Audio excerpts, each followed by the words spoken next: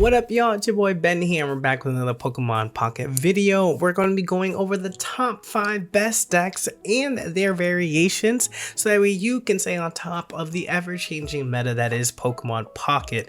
As always, if you liked the video and like the content that's happening here, go ahead, hit that like button, subscribe, click the notification bell button so that you do not miss out on a thing, because we are trying to hit 10,000 subscribers. Alright, y'all, with that out of the way, let's go ahead and get into it. So, massive tournaments over this weekend. Thousands of people are signing up and playing, and so let's talk about the decks that are currently taking over the meta right now as it's starting to shape out. So first and foremost, we have our boss monster here in Palkia. Palkia is coming in to the force with its 150 dimensional storm that's being enabled by Manaphy here. Kind of like the best start here is to have Manaphy up. You are able to get the Oceanic Gift, which gives 2 energies to 2 different Pokemon on your bench.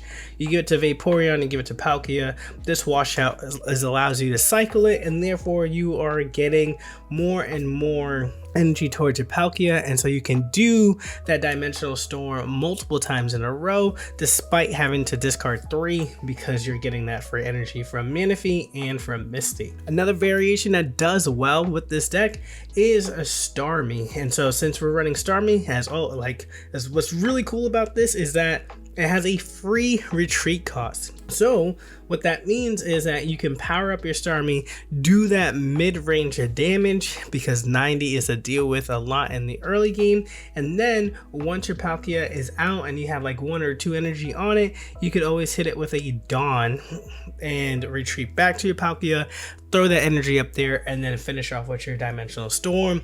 It's a great combo. Dawn is such a good card here. It allows you to sneak in an attack that your opponent was not ready for, and so either variation of this, look at your collection, see what you want to play. Both of them are really a lot of fun.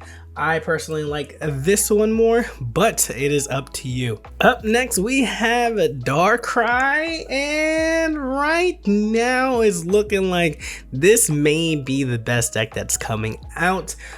Specifically in Hooglands and Spraggle's Pocket Tournament, which had 1,000 players play. Darkrai Magnezone made up, Darkrai made up of 7 of the top 8, where Darkrai Magnezone made 6 of those 7. It's crazy. It's crazy. What's really good about this is that you have a Druddigon here, which allows you to obviously stall the other side, but what was happening before is that you had to wait for your Ninja in order to attack your opponent, so they're using the Druddigon to set up themselves. However, with Darkrai's ability that allows you to deal 20 to the active while putting a dark energy on Darkrai, means that you're able to attack, and therefore if they're going to wait, they get -20 on the rough skin as well. So that's potentially 40 per turn that you're doing to your opponent. The lovely part about this Magnezone is that Magneton here does Volt Charge, so you're powering up the lightning energy, and this Magnezone only needs 1 to attack, and so you're powering it up, and then once you're ready, you're dealing 110, and that's really all she wrote. From here, Giant Cape, Cyrus, Sabrina, all these cards here allows you to reach out and get more Pokemon, so that way you can get that KO. Here's the other version of Darkrai that is actually doing pretty well, even though I did say only 1 of these made it to the top 8. However, what we're not going to see is that Weavile has not found a clear home, in which we thought it would have been with Darkrai EX. But with the way that these tournaments are working out, Weezing and definitely Magnezone are coming out as clear front runners for Darkrai. So Spirit Tomb allows you to enable Cyrus, because all of the Pokemon get 10 damage to them. So that means Cyrus now has the option of any of those that you want to put forward. Weezing deals residual damage with its Ghastly. Darkrai deals residual damage with its Nightmare Aura. And so there's a lot of opportunities here to continue to stack that damage on them, and because Weezing is only a 1 energy attacker, you can focus on building up your Darkrai and doing more and more damage per turn. Up next, of our top 5 list, we have Dialga, which is featuring Yanmega. Yanmega is coming forth as a way to counter what's already being start to be prevalent. What you'll notice is that for Darkrai, their weakness is grass because they're supposed to be weak to bug Pokemon, and Yanmega here is able to do that. If you get this online, you're dealing 140, which is Darkrai's EX's breakpoint. So Dialga here is to support Yanmega in terms of being able to ramp it. 1 Metallic Turbo gets your Yanmega right online, so that way you can do that. And this Skarmory here is fantastic when it's going against Palkia decks because Manaphy's HP is 50, and with 4 Pokemon tools, you're more than likely to start with a Skarmory and a Pokemon tool being able to deal 50 and wipe out their energy ramp immediately. Another variation of this is the Executor EX. Executor EX is feeling like a strong staple. This thing is not going away anytime soon because you can do upwards to 80 or even 100 on those dark type decks. And then Yanmega gets to power up here with the Air Slash. And then Shaman here is a really cute addition because you're getting residual heals. It does just do 10 per turn, but you couple that up with Erica's, that is 60 health per turn for 2 turns for either your Yanmega or for your Executor EX, both of which have high HP. This giant cape adding on to this Executor, making it 180, or this Rocky Helmet, and having your opponent having to attack this thing will lose so much health in that turns because of the high health it has and your healing power here.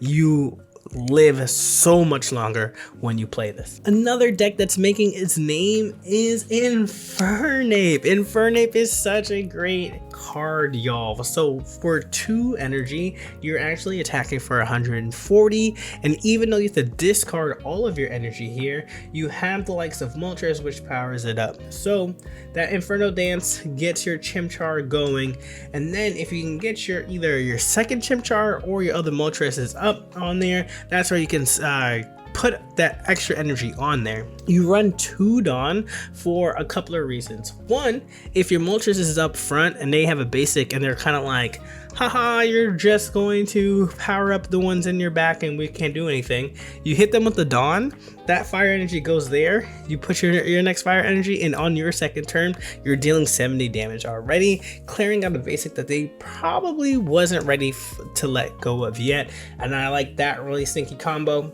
But the reason why Dawn is in here is because it allows your Infernape to continue to unleash the Flare Blitz over and over again. Because once this is gone, Dawn brings up 1 energy, you get 1 energy from your Fire Zone, and then you're dealing that 140 that very next turn. Lucario is making some splashes, y'all, reaching back to Mythical Island to help set it up here. We have Lucario, which the fighting ability or fighting coach ability, giving plus 20 to all of its fighting types. That is a consistent Giovanni, like a plus 20 goes such a long way. It turns Aerodactyl EX from 80 to 100 damage for 2, which means that Aerodactyl can clear Pikachu EXs right off the spot there. Hitmonchan goes from 30 to 50 per turn, and Marshadow goes from 100 to 120. So if you have things like Giant Cape or Rocky Helmet, that gives survivability to your Pokemon that is up here, and oftentimes they're not, they try to run away once they see that you're doing those quick damage to them, and having a Cyrus or a Sabrina here to clear that up is super helpful. Another variation of this is running the Rampardos of Fossil, which is the fossils of this set are doing pretty good. I'm really excited to see how well they continue to be piloted, but Rampardos is great because for 1 energy, you're dealing 130. Now, what's interesting to note here is that you only take 50 damage to yourself if you knock out that Pokemon. So if you have a Darkrai EX, for example, or Palkia, which is going to live this health, this attack, your health stays at 150, which is huge. So if you're able to like bring this up, to like crack out an attack and then you live that HP, you can take out that EX. You're down, they're down 2 points, and your guy is down to 100 health. I feel like that is a more than a fair trade to see that. So I'm truly excited to see how this metagame comes out.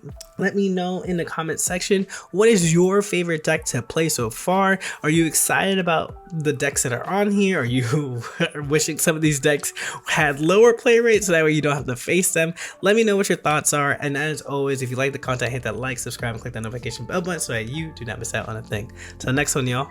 Peace.